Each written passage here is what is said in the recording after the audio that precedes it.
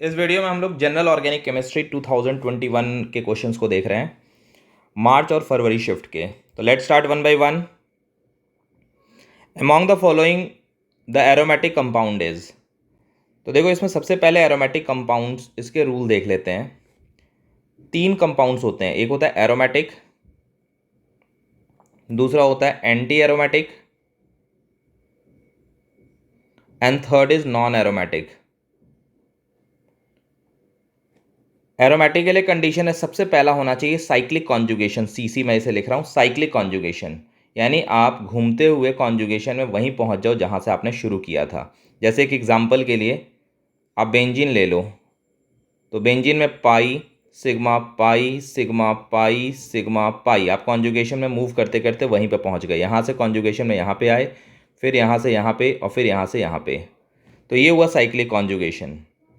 Second, इसमें जो total pi electrons होने चाहिए साइक्लिक कॉन्जुगेशन में जो पार्टिसिपेट कर रहे हैं, वो 4n+2 पाई इलेक्ट्रॉन्स के फॉर्मूले को फॉलो करना चाहिए। तो ये फॉर्मूला होना चाहिए जहाँ पे n इंटीजर है, it may be 0 1 2 and so on. तो इस हिसाब से जो टोटल पाई इलेक्ट्रॉन होंगे n को 0 पुट करेंगे तो 2 पाई 6 पाई 10 पाई etc, इस तरीके से आ जाएगा हमारे पास। एंटी एरोमेटिक की पहली कंडीशन तो सेम है, इसमें भी साइक्लिक कॉन्जुगेशन होना चाहिए, लेकिन जो सेकेंड कंडीशन है टोटल पाई इलेक्ट्रॉन्स का नंबर वो वेरी करेगा। इसमें आ जाएगा 4n पाई इलेक्ट्रॉन्स, n लिखा हुआ है ये, वेयर n इज इंटीजर। 0 का तो कोई मतलब नहीं होगा, 1 से शुरू होगा, 1 2 3 and so on. It means it is either 4 पाई और 8 पाई और 12 पाई etc, इस तरीके से होगा। नाउ थर्ड जो केस है वो है नॉन एरोमेटिक। अगर कोई कंपाउंड ना तो एरोमेटिक है ना एंटी एरोमेटिक है, तो वो होगा नॉन एरोमेटिक। तो नॉन एरोमेटिक का में कुछ नहीं है, ना एरोमेटिक होना चाहिए ना एंटी एरोमेटिक होना चाहिए। अब दोनों का एक एक एग्जांपल लेते हैं। इसका बेस्ट एग्जांपल बेंजीन, यहाँ से आप शुरू कर लो, pi sigma pi sigma pi sigma pi, cyclic conjugation है। और इस साइक्लिक कॉन्जुगेशन में कितने पाई इलेक्ट्रॉन्स हैं? तो यहाँ पे 1 पाई इलेक्ट्रॉन, यहाँ पे 2 पाई इलेक्ट्रॉन, यहाँ पे 2 पाई इलेक्ट्रॉन, टोटल हम काउंट करेंगे 6 पाई, जो कि इससे मैच कर रहा है। तो that's why it is aromatic. अगर हम एंटी एरोमेटिक का केस देखें, तो एंटी एरोमेटिक का केस ये है, this is the anti aromatic, ऐसे। तो इसमें साइक्लिक कॉन्जुगेशन तो है, pi sigma pi here, pi bond again sigma and again pi. Okay, तो इसको काउंट करें अगर हम, तो we are having 4 pi electron जो कि इससे मैच कर रहा है। तो that's why this compound is anti aromatic. Non aromatic की अगर हम बात करें, तो ये कार्बन है, यहाँ फ्री रेडिकल रख दिया। अब इसमें अगर हम देखेंगे तो टोटल जो पाई इलेक्ट्रॉन्स हैं उसके नंबर 5 हो गए, जो कि ना तो इससे सेटिस्फाई हो रहा है ना इससे सेटिस्फाई हो रहा है। इसमें एक चीज़ और है जो बहुत कन्फ्यूज़न होती है, जैसे कि this compound pyridine, this is also aromatic, लेकिन स्टूडेंट को यहाँ पे पाई इलेक्ट्रॉन लेने में दिक्कत होती है।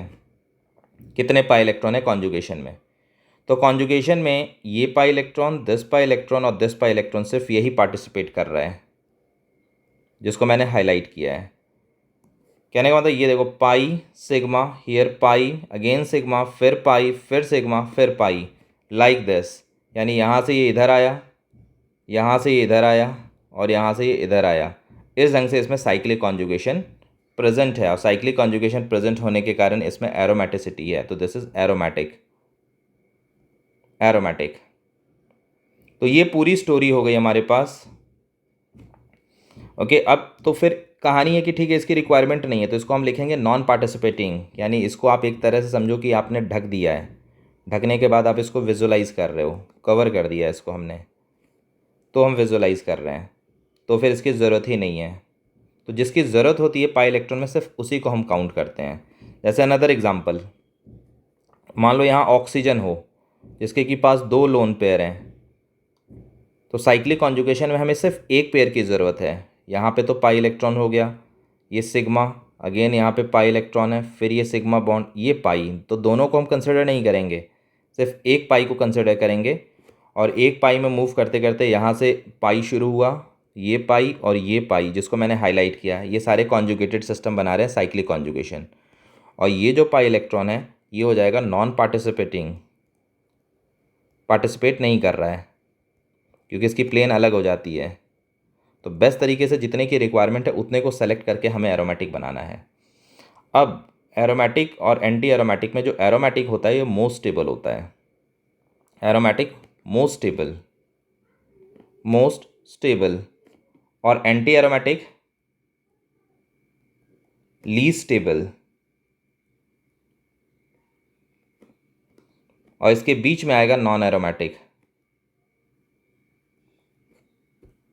ओके, तो ये ध्यान रखना है, ये most stable aromatic, least stable ये। तो ये पूरी थ्योरी हो गई।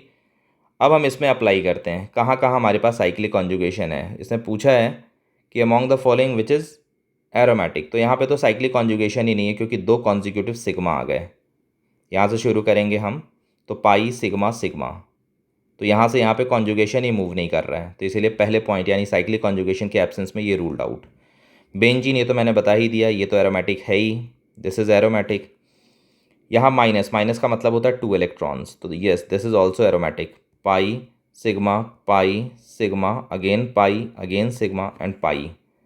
तो इसमें आप देख लो साइक्लिक कॉन्जुगेशन प्रेजेंट है इस वाले में, पाई sigma pi sigma pi sigma पाई, इस ढंग से इसमें साइक्लिक कॉन्जुगेशन प्रेजेंट है। तो साइक्लिक कॉन्जुगेशन प्रेजेंट है और टोटल पाई इलेक्ट्रॉन 6 हैं। यहाँ पे 2 पाई, यहाँ पे 2 पाई इलेक्ट्रॉन्स हैं और ये नेगेटिव वाले 2 पाई इलेक्ट्रॉन्स, तो टोटल हमारे पास 6 पाई इलेक्ट्रॉन हो गया। This is aromatic. ये एंटी एरोमेटिक है क्योंकि पॉजिटिव का मतलब कोई इलेक्ट्रॉन नहीं, वैकेंट ऑर्बिटल। तो पाई सिग्मा ये पाई एंड ये सिग्मा, इसमें साइक्लिक कॉन्जुगेशन तो प्रेजेंट है लेकिन टोटल पाई इलेक्ट्रॉन्स 2 and 2 4 हैं जो कि एंटी एरोमेटिक को मैच कर रहे हैं। ओके, तो दैट्स वाई ये नहीं होगा, दिस इज़ एंटी एरोमेटिक। तो इसमें 2 एरोमेटिक निकल के आए, that is B and C, तो हम मार्क करेंगे B and C option. Heading for the second, in chromatographic technique the purification of compound is independent of. ये मैंने प्रैक्टिकल ऑर्गेनिक केमिस्ट्री में क्रोमेटोग्राफी के बारे में काफ़ी डिटेल में बता रखा है, ठीक है। तो उसमें जो इंडिपेंडेंट होता है वो physical state of pure compounds. Pure compound जो होगा वो किस फिजिकल स्टेट में उससे मतलब नहीं है, बेसिकली किस स्पीड से वो एड्जॉर्ब हो रहा है, सॉल्वेंट के साथ कैरी हो रहा है, ठीक है, उस पर ये डिपेंड करता है। तो दैट्स वाई फोर्थ इसका ऑप्शन करेक्ट हो जाएगा। Now next, which of the following is aromatic compound, ये फिर से एरोमेटिक का आ गया, देखते ही हम बताएंगे। दिस इज़ एरोमेटिक क्योंकि इसमें 6 पाई इलेक्ट्रॉन्स हैं, नेगेटिव का मतलब 2 इलेक्ट्रॉन्स, ये वही केस आ गया है। तो pi sigma pi sigma pi sigma pi cyclic conjugation है। इसमें साइक्लिक कॉन्जुगेशन नहीं है, 2 कॉन्जिक्यूटिव सिग्मा आने के कारण यहाँ पे भी 2 कॉन्जिक्यूटिव सिग्मा आ गए, ये सिग्मा, तो साइक्लिक कॉन्जुगेशन नहीं है, इसमें भी साइक्लिक कॉन्जुगेशन नहीं है। Now next, mesityl oxide is the common name of. पहले देखते हैं मेसेटाइल ऑक्साइड है क्या। Mesityl oxide is this, CH3 double bond CH, C double bond O CH3, this is mesityl oxide. Okay, अब इसकी naming करेंगे तो 1 2 2 पे लगा हुआ है ओन, 3 पे लगा हुआ है डबल बॉन्ड इन और 4 पे लगा हुआ है मिथाइल। तो 1 2 3 4 5 कार्बन की चेन है, तो पेंट होगा। तो पेंट 3 इन 2 ओन 4 मिथाइल, फोर्थ मैच कर रहा है एग्जैक्ट, तो इसीलिए हम इसको मार्क करेंगे। अब थोड़ा सा इसके बारे में देख लेते हैं कि ये मेसेटाइल ऑक्साइड होता क्या है। एक्चुअल में एसीटोन का एल्डोल प्रोडक्ट होता है ये रहा एसीटोन। इसको जब आप बेस से, किसी भी बेस से आप ट्रीट करोगे NaOH से, तो ये एल्डोल होगा। ये हाइड्रोकार्बन में नहीं, एल्डिहाइड कीटोन में मिलता है ये रिएक्शन, एल्डोल कंडेंसेशन। तो यहाँ पे एल्डोल टाइप का रिएक्शन होगा, तो पहले मोल से एक H अल्फा हाइड्रोजन हट के न्यूक्लियोफाइल बनेगा, C double bond O CH3, और ये अपने दूसरे मॉलिक्यूल पे अटैक करेगा। इसने इसके ऊपर अटैक किया और ये ओपन हो गया, और इसके ओपन होते ही now this is CH3 COH CH3 CH2 होगा। मैं इसको ऐसे लिख देता हूँ, C double bond O CH3। बाद में जब हम इसकी हीटिंग करेंगे तो इसमें से वाटर रिमूव हो जाएगा, और वाटर के रिमूव होते ही CH3 double bond CH C double bond O CH3, यही है मेसेटाइल ऑक्साइड। तो ये आपको ध्यान में रखना है, mesityl oxide is the aldol product of acetone. Propanone इसको आईयूपैक नेम होगा, एसीटोन इसका कॉमन नेम है। Now next, correct pair of ambidentate nucleophile. देखो एम्बिडेंटेड न्यूक्लियोफाइल का मतलब होता है ऐसा न्यूक्लियोफाइल जिसमें दो एंड्स हैं अटैक करने के लिए। ओके, जैसे साइनाइड, सी पे माइनस होता है, इसके पास एक लोन पेयर है और इसके पास एक लोन पेयर है। तो ये इस साइड से भी अगर ज़रूरत पड़े आर एक्स डेल्टा प्लस पे अटैक करने की, तो ये इधर से भी अटैक कर सकता है और इट में attack from this side also. तो ये एम्बिडेंटेड हुआ।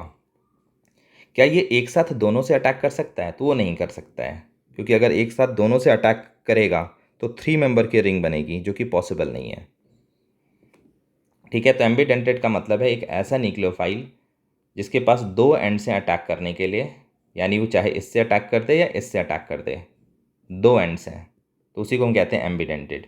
तो cyanide is the best example. इसके अलावा इसका जो एग्जांपल होता है nitrite, N double bond O, ये नाइट्राइट, ये ऑक्सीजन की तरफ से भी अटैक कर सकता है, इसके पास भी नेगेटिव का मतलब है दो इलेक्ट्रॉन्स ये प्रेजेंट है, और इस साइड से भी अटैक कर सकता है। तो दिस इज़ ऑल्सो, यही दो एग्जांपल यहाँ लिए हुए हैं, एक तो ये रहा साइनाइड और ये रहा NO2। ओके, तो that's Y A and C will be the correct answer. और इसमें ये भी इंपॉर्टेंट होता है कि किस केस में क्या प्रोडक्ट बनता है, वो कोई क्वेश्चन मिलेगा तो उसमें बता दूंगा। अभी तो एम्बिडेंटेड का केस था, वो मैंने एक्सप्लेन कर दिया। Now next, choose the correct state. इसमें मैं थोड़ा सा करेक्शन कर दूं, ये CH2 है, ये CH3, CH2, CH2, CH2, ये पॉजिटिव चार्ज है, यहाँ पे प्लस दिया हुआ है Br minus, plus Br minus, और यहाँ पे भी पॉजिटिव है, and this is CH3, CH2, CH3 and this is B, इसको B लिखा हुआ है, दिस इज A। ये कह रहा है कि HBr का हमने रिएक्शन कराया, ये दो केसेस बने हैं। ठीक है, तो करेक्ट स्टेटमेंट क्या है भाई? ये 1 डिग्री कार्बोकेटाइन है and this is 2 degree carbocation, और हमें पता है 2 डिग्री कार्बोकेटाइन ज़्यादा स्टेबल होता है, दिस इज़ मोर स्टेबल, और ये फास्ट फॉर्म होगा। तो ये ज़्यादा स्टेबल है और ये जो स्टेबल होता है वो जल्दी बनेगा, ये फास्ट होगा। तो यही एग्जैक्ट दे दिया first option, carbocation B is more stable and formed relatively eight faster rate. ठीक है, तो फर्स्ट ऑप्शन इसमें करेक्ट हो जाएगा।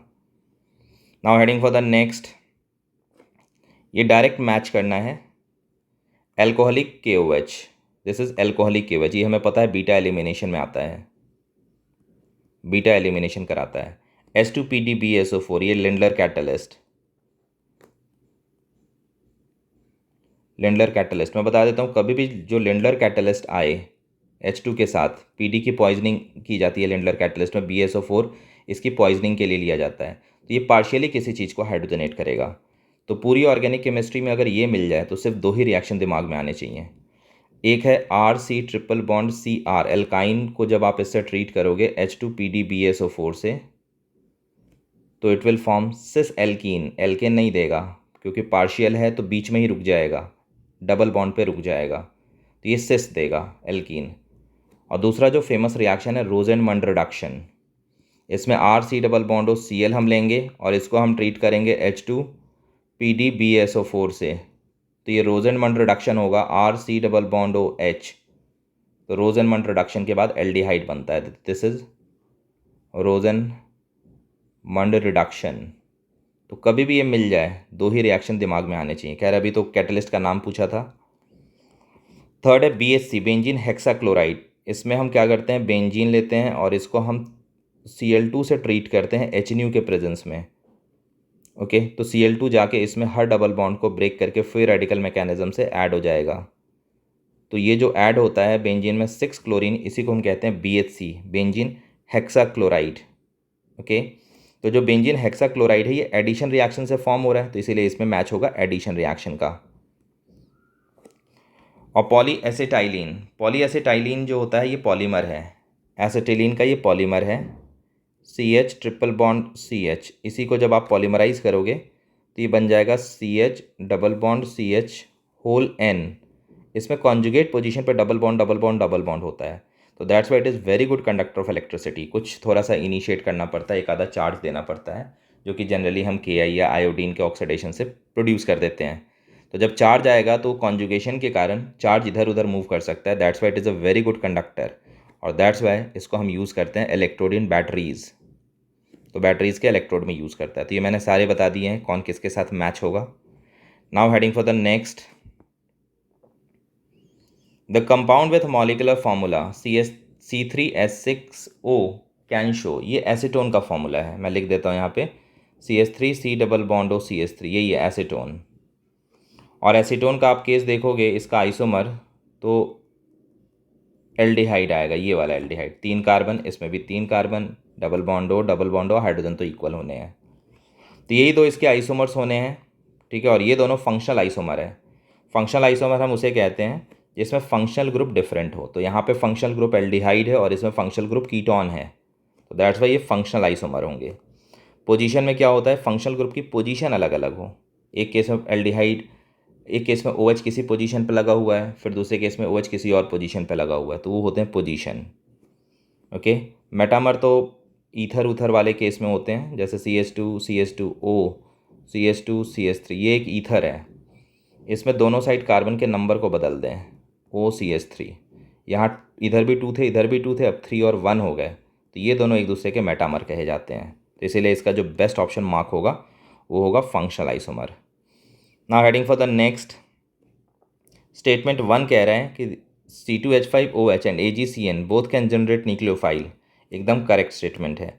इससे जो न्यूक्लियोफाइल बनेगा H हटा के C2H5O माइनस, ये न्यूक्लियोफाइल बनेगा, और इससे जो फॉर्म होगा AgCN से दिस, ये स्ट्रॉन्ग न्यूक्लियोफाइल है, इनफैक्ट ये खुद भी एज अ न्यूक्लियोफाइल अटैक करेगा। मान लो वीक न्यूक्लियोफाइल की ज़रूरत है तो ये लोन पेयर के थ्रू न्यूक्लियोफिलिक प्रॉपर्टी शो कर देगा, और ये इस लोन पेयर के थ्रू अपनी न्यूक्लियोफिलिक प्रॉपर्टी शो करेगा। तो दोनों के पास लोन पेयर है, तो ये अपने इसी फॉर्म में भी न्यूक्लियोफाइल की तरह एक्ट कर सकते हैं, और ये कैन जनरेट, कह रहा है कि जनरेट न्यूक्लियोफाइल, तो yes they can generate also. ये भी डिसोसिएट होकर आपको कह रही, ये तो कोवेलेंट बॉन्ड है, अटैक करने के बाद ही डिसोसिएट होगा, ठीक है। तो ये स्टेटमेंट तो करेक्ट हो गया हर एंगल से। Now statement 2, KCN and AgCN both will generate nitriles nucleophile with all reaction, ये गलत हो गया। नाइट्रिल का मतलब होता है साइनाइड, आयुपेक नेम है साइनाइड का नाइट्रिल CN माइनस। तो हमें पता है अगर किसी भी अल्काइल हैलाइड को अगर आप KCN से ट्रीट करोगे तो ये तो नाइट्रिल दे देगा, क्योंकि यहाँ आयनिक बॉन्ड है, CN माइनस इसके ऊपर अटैक करके इसको भगा देगा और RCN बनेगा। लेकिन यही चीज़ अगर आप AgCN से करोगे तो AgCN में यहाँ कोवेलेंट बॉन्ड है, तो कोवेलेंट बॉन्ड होने के कारण इस बार जो अटैक होगा वो इसका अटैक होगा, जस्ट अ मिनट, इसका अटैक होगा CN का, और जब ये इसका अटैक करेगा और ये भागेगा तो इस केस में RNC लगेगा, ओके, तो आइसो हो जाएगा ये, इट्स नॉट नाइट्रिल। तो दैट्स वाई जो सेकेंड स्टेटमेंट है ये गलत हो गया। तो फर्स्ट ट्रू सेकेंड फॉल्स, तो first true and second false, first option match कर जाएगा। Heading for the next 10th, which of the following is non aromatic, इस बार नॉन एरोमेटिक पूछा है, तो देख लेते हैं। ये तो एरोमेटिक है, मैंने बता दिया था, ये पहले 2 लोन पेयर हैं, एक पार्टिसिपेट नहीं करेगा, सिर्फ एक पार्टिसिपेट करेगा, और इसको आप लेके करोगे तो साइक्लिक कॉन्जुगेशन है, pi sigma pi sigma pi sigma पाई, ये एरोमेटिक हो गया। इसमें साइक्लिक कॉन्जुगेशन यहाँ पे ब्रेक हो रहा है, 2 सिग्मा कॉन्जिक्यूटिव आ गए, तो pi sigma pi sigma pi sigma sigma आ गया, तो दैट्स वाई ये नहीं है। ओके, दिस इज़, ये है एरोमेटिक क्योंकि इसमें 2 पाई इलेक्ट्रॉन्स हैं और साइक्लिक कॉन्जुगेशन भी है, pi sigma pi sigma pi sigma pi. Cyclic conjugation और पॉजिटिव का मतलब 0 इलेक्ट्रॉन, तो यहाँ कोई इलेक्ट्रॉन नहीं, यहाँ भी कोई इलेक्ट्रॉन नहीं, सिर्फ 2 इलेक्ट्रॉन्स हैं। और एरोमेटिक में 4n+2 को सेटिस्फाई करने के लिए n 0 पे सेटिस्फाई हो जाएगा 2 पाई, n को 0 पुट करेंगे तो ये तो एरोमेटिक है ही, क्योंकि आप पूरा साइक्लिक कॉन्जुगेशन में घूम जाओ, यहाँ से ऐसे होते हुए ऐसे होते हुए यहाँ तक पहुँच जाओगे, तो साइक्लिक कॉन्जुगेशन भी है और 4n+2 को सेटिस्फाई भी करेगा, सारे इलेक्ट्रॉन्स काउंट करेंगे तो 3 4 5 6 7 14 है, 14 इलेक्ट्रॉन्स हैं, तो 14 इसमें 2 पुट कर दो, एक मिनट, 6 7 8 9 10 11 12 13 14, n 3 के लिए सेटिस्फाई हो जाएगा, ठीक है। तो 14 पाई इलेक्ट्रॉन है, n को इसमें 3 पुट करोगे हकल्स रूल में तो ये सेटिस्फाई कर जाएगा। आगे हमारे पास इसका नाम भी होता है एंथ्रासीन, तो इसमें सिर्फ सेकंड ऑप्शन है, एरोमेटिक नहीं है। Now next, the correct order of acidic character of the following compound, in compounds का एसिडिक कैरेक्टर का करेक्ट ऑर्डर क्या है। तो देखो एक चीज़ तो कंफर्म है कि ये एल्कोहल है, बाकी सारे कार्बोक्सिलिक एसिड ग्रुप हैं, तो जो एल्कोहल है ये तो लास्ट में जाना है, तो ये रूल्ड आउट, ये ruled out, because it has to be in the last. अब उसके बाद इनका कॉन्जुगेट बेस H+ हर जगह से हम हटाएंगे, और H+ हटाने के बाद जिस केस में कॉन्जुगेट बेस सबसे ज़्यादा स्टेबल होगा, ठीक है, वही हमारा आंसर होगा। तो कॉन्जुगेट बेस NO2 के केस में मोस्ट स्टेबल होगा, क्योंकि NO2 दो इफेक्ट शो करेगा, -R भी शो करेगा और -I भी शो करेगा। तो मैं इसके -I को पहले कंसिडर करूँगा क्योंकि वो स्ट्रॉन्गर इफेक्ट है। तो अगर आप देखोगे तो ये -R से प्लस डेवलप करेगा, यहाँ पे प्लस डेवलप करेगा और यहाँ पे प्लस डेवलप करेगा। जब रेजोनेंस में इसका हम कराएंगे तो प्लस 3 जगह पे आएगा, और यहाँ आते ही माइनस और प्लस के बीच में अट्रैक्शन होगा और ये स्टेबल हो जाएंगे। तो इसीलिए इसको तो टॉप पे जाना है, सेकंड को, second has to be at the top. तो ये सिर्फ इसी में रह गया, तो यही हमारा आंसर हो जाएगा। इसमें वैसे मैं बता देता हूँ, ये लीस्ट होगा, ठीक है, ये तो खैर लीस्ट हो गया, मतलब इन तीनों में ये लीस्ट होगा। क्यों?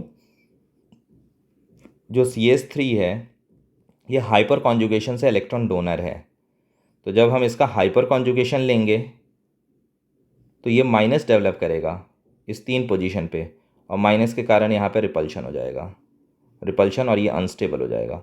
अनस्टेबल होते ही इसकी एसिडिक स्ट्रेंथ लास्ट में पहुँच जाएगी। लेकिन हाँ, ये एसिड है तो फिनॉल ये तो पहले ही लास्ट में जा चुका है, इन तीनों में ये लास्ट में होगा जो कि मैच कर रहा है, और ये मिडिल में, क्योंकि इसमें कोई ग्रुप नहीं है, ये अपना नॉर्मल बिहेवियर शो कर रहा है। तो that's why this is the correct option. Next आते हैं, ऑर्थोनाइट्रोफिनॉल इज स्टीम वोलेटाइल। एकदम सही है। क्यों ये स्टीम वोलेटाइल है? इसने दे भी दिया, due to the intramolecular H bonding. Orthonitrophenol में आप देखोगे तो इंट्रामोलिकुलर H बॉन्डिंग है, इंटर होता है तो बॉइलिंग पॉइंट हाई होती है, ठीक है। तो इंट्रामोलिकुलर H बॉन्डिंग के कारण इसकी बॉइलिंग पॉइंट काफ़ी कम होगी, इसीलिए ये बहुत जल्दी वोलेटाइल हो जाएगा, आराम से वेपर्स बन जाएंगे। तो that's why it is steam volatile. इसके लिए वर्ड यूज़ करते हैं steam volatile. Orthonitrophenol has high melting point due to the hydrogen bonding. ये स्टेटमेंट गलत हो गया, ठीक है, ये स्टेटमेंट गलत हो गया। हाइड्रोजन बॉन्डिंग के कारण high melting point, hydrogen bonding का सिर्फ और सिर्फ बॉइलिंग पॉइंट से लेना देना है, मेल्टिंग पॉइंट से कोई लेना देना नहीं है। ओके, तो that's why first is correct and second is false. तो यहाँ देख लेते हैं, first true, second false, fourth option correct. Now next आते हैं, ये लास्ट क्वेश्चन है। ये हाइब्रिडाइजेशन पूछा है 1 2 3 4 का, तो ये तो क्लियर दिख रहा है sp2, यहाँ दो पाई बॉन्ड आ गए तो ये sp हो गया, this is again sp2 and last वाला sp3 है। यहाँ 4 सिग्मा बॉन्ड है इसके चारों तरफ, तो यही करेक्ट ऑर्डर हो गया। That's why first option is correct. तो this much in this video, thank you.